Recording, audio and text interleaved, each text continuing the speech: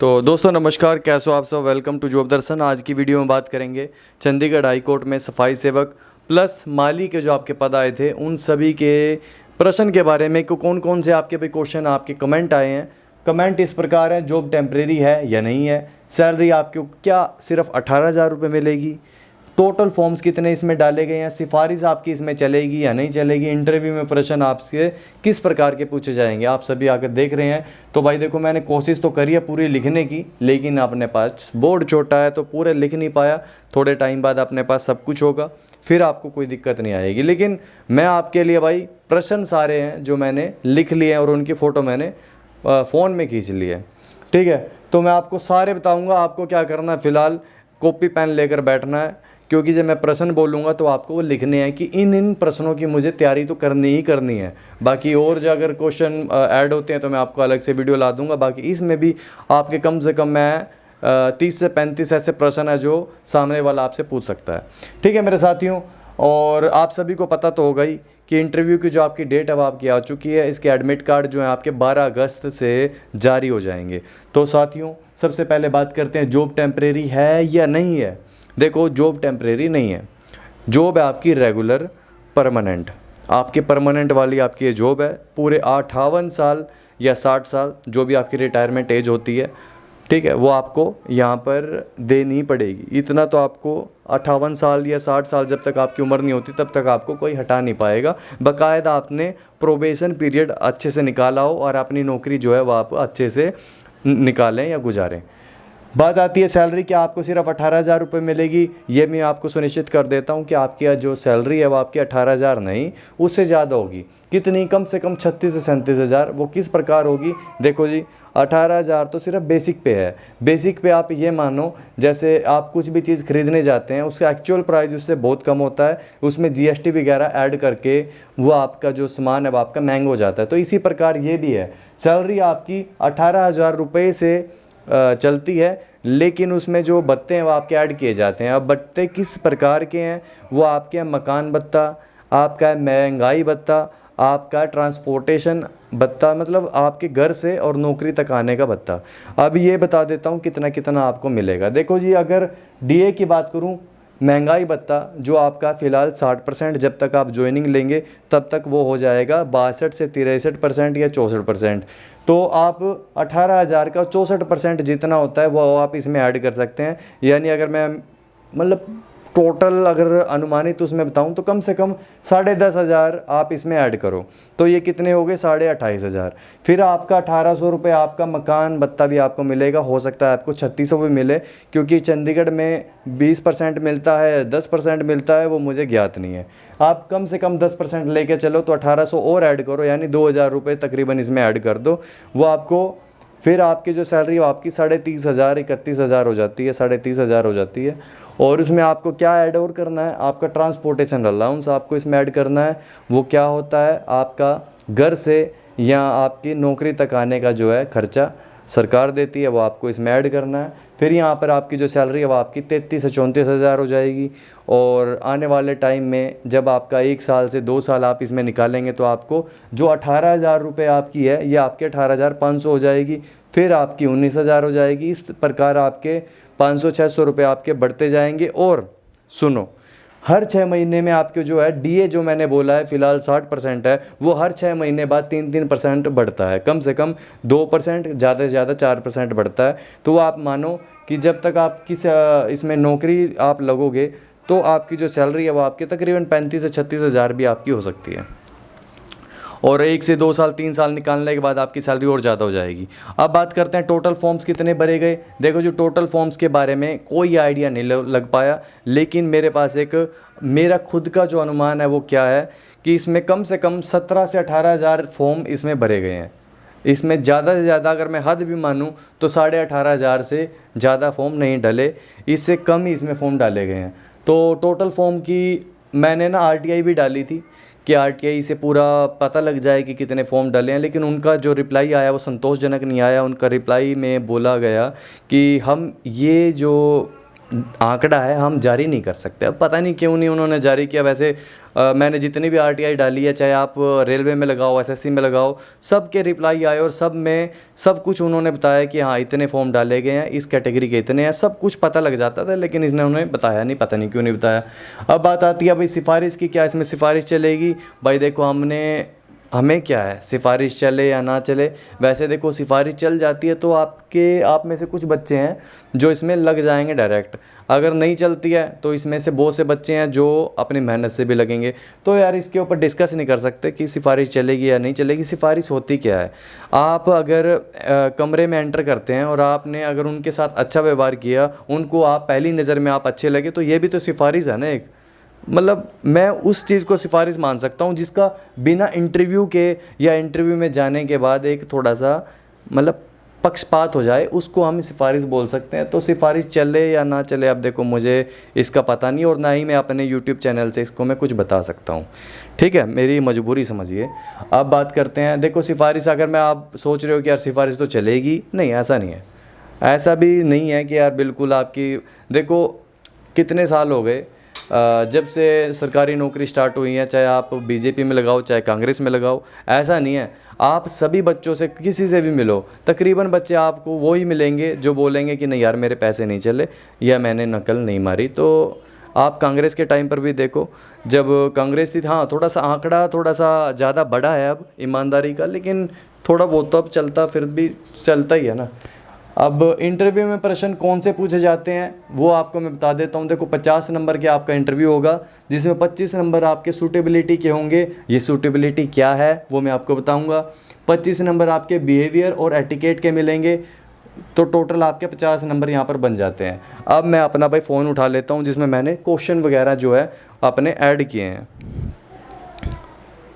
अब आप क्या करो, आप कॉपी पेन लेकर बैठ जाओ, क्योंकि अब मैं आपको स्टार्ट करने वाला हूँ। ठीक है, बताने वाला हूँ। देखो जी, आप सबसे पहले सफाई सेवक की बात करेंगे। इसमें आपको कैसे कैसे प्रश्न आपसे सूटेबिलिटी के पूछे जाएंगे, आप जॉब के लिए कितने कुख्यात हैं, इस प्रकार के आपसे भाई क्वेश्चन पूछे जाएंगे। जैसे सफाई का आप कैसे काम, मतलब सफाई का काम आप कैसे करेंगे, ये आप कॉपी में लिख लो।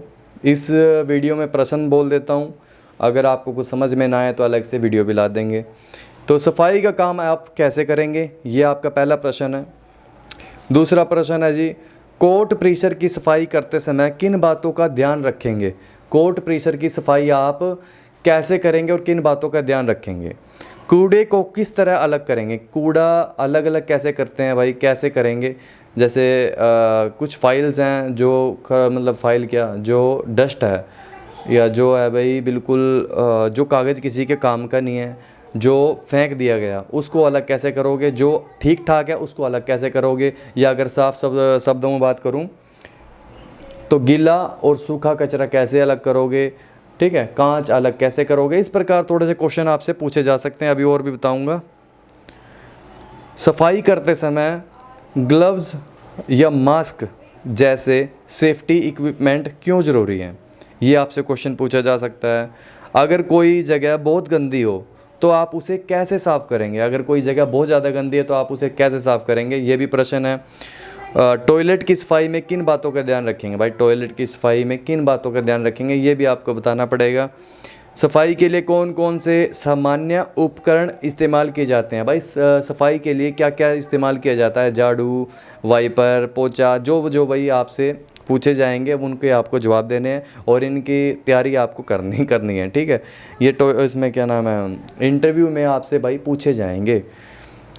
अगर सफाई के दौरान कोई महत्वपूर्ण सामान, अगर सफाई करते समय कोई इम्पोर्टेंट जो सामान है या दस्तावेज़ मिल जाएं, कोई, जैसे कई बार होता है ना कि हम सफाई कर रहे हैं, हम घर की भी दिवाली के टाइम सफाई करते हैं, 2 बार, एक बार होली पर करते हैं, तो कई बार क्या होता है कि हमें ना कुछ इंपॉर्टेंट चीज़ मिल जाती है और हम क्या बोलते हैं, यार मम्मी या पापा ये देखो कितना अच्छा, वो कितना इंपॉर्टेंट चीज़ मिल गई। कई बार ऐसा होता है, तो आप उस टाइम क्या करोगे। अगर सफाई के दौरान सॉरी ये तो हो गया, अगर आपको अतिरिक्त सफाई का काम दिया जाए तो आपका रिस्पॉन्स क्या होगा। जैसे आपकी क्षमता है 2 घंटे काम करने की, 3 घंटे काम करने की, अगर आपसे कोई ज़्यादा काम करवाए तो आप उस टाइम क्या करोगे। इस तरीके के क्वेश्चन आपसे पूछे जाएंगे।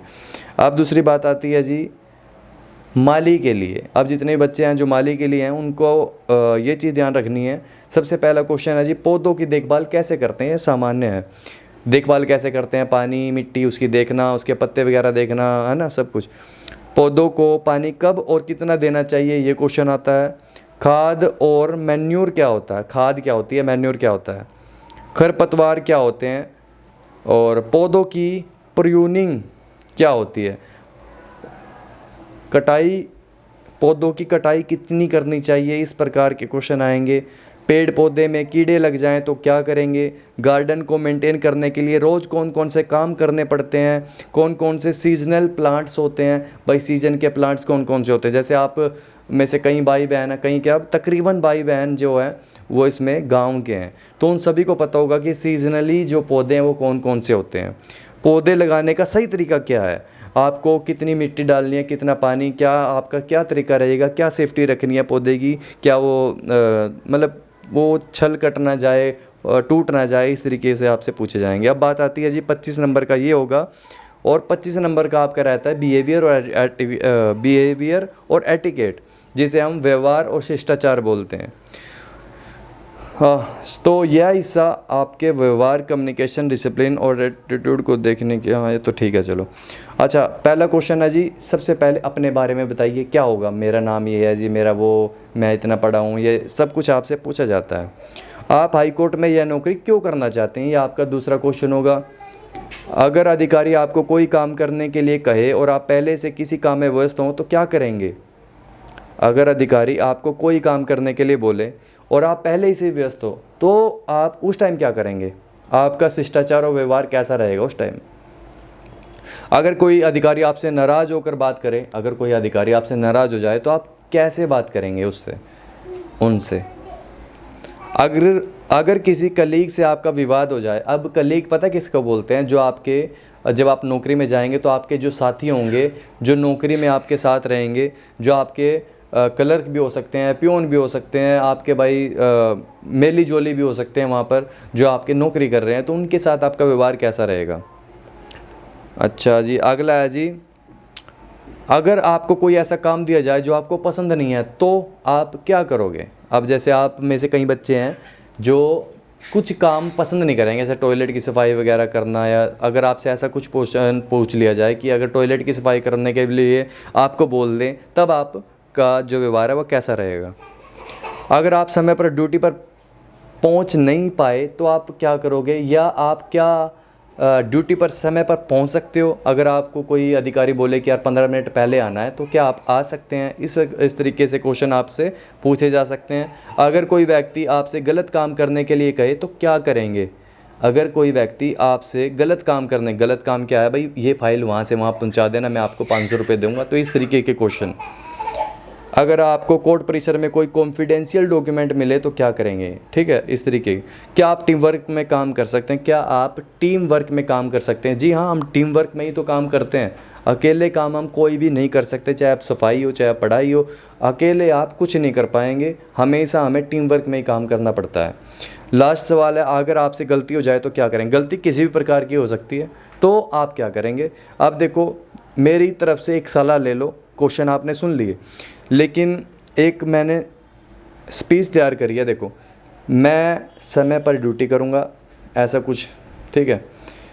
अधिकारियों के निर्देशों का पालन करूँगा, कोर्ट की गरिमा और क्लीनलीनेस बनाए रखूँगा, कॉन्फिडेंशियल चीज़ों को सुरक्षित रखूँगा और किसी भी सिचुएशन में शांत व विनम्र रहूँगा। अब ये आपको बोलना इस प्रकार है, मैंने तो लिख दिया, लेकिन बोलना इस प्रकार है कि सामने वाले के लगे कि हाँ यार, आप किसी से रट के नहीं आए हो, आपके अंदर से खुद से आवाज़ आ रही है। अगर आप लगेंगे कि यार ये तो रट के आया है, तो यार एक किताबी कीड़े वाली सी एक फीलिंग आती है और फिर मतलब इंसान उसको पसंद नहीं करता।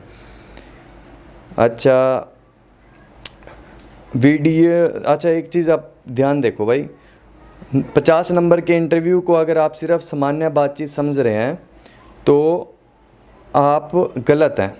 वो किस प्रकार आप गलत हैं भाई? क्योंकि मैंने क्वेश्चन तो बोल दिए, बहुत सारे। अब क्या यही क्वेश्चन पूछे जाएंगे भाई? तकरीबन क्वेश्चन इसी प्रकार के तो हैं। मैं गारंटी देता हूँ, अगर 100 बच्चों का इंटरव्यू है ना, तो कम से कम 80 बच्चे इस वीडियो से मेरे ख्याल से बहुत कुछ सीख जाएंगे। अब पूरी बात क्या बताऊं, मतलब आप बहुत ज़्यादा इससे मतलब काम चला सकते हैं। ठीक है, 50 में से 40 नंबर आपके आराम से आ सकते हैं, 45 आ सकते हैं, लेकिन कट ऑफ कितने पे लगेगी ये भी भाई थोड़ा सा बात है, क्योंकि लास्ट में आपका बात तो वही है ना कि वो औरों को कितने नंबर देंगे। मान लो कि आपने अच्छी मेहनत करी है, आपने नंबर ले लिए 45, लेकिन अगले जो सामने वाला है उसको दूसरा बच्चा ज़्यादा पसंद आए, तो उनको तो भाई सीट्स तो लिमिटेड है ना, अब सबको तो रख नहीं सकते। अब कम से कम 16 से 17 हज़ार आपकी जो है फॉर्म भरे गए, 18 हज़ार भरे गए, तो फॉर्म तो वैकेंसी तो वही है ना, 150 से 200 वैकेंसी है, तो इसमें सबको तो रख नहीं पाएंगे, रखेंगे उनको ही जिनको वो पसंद करते हैं, जिनका इंटरव्यू अच्छे से जाएगा। ठीक है मेरे साथियों, धन्यवाद। वीडियो कैसी लगी भाई, जानकारी बहुत बहुत ज़्यादा मेहनत लगी है भाई, तो प्लीज़ वीडियो को हाइप ज़रूर कर दिया करो। हाइप करते हो तो पता नहीं फ़ायदा क्या है, मुझे नहीं पता, लेकिन हाइप से ना एक थोड़ा सा अच्छी फीलिंग आती है। और लाइक भी कर दो ताकि भाई मुझे मोटिवेशन मिले, सब्सक्राइब कर दो ताकि अपनी फैमिली बढ़े। धन्यवाद, आपका दिन शुभ रहे। सत्यमेव जयते। जय हिंद दोस्तों।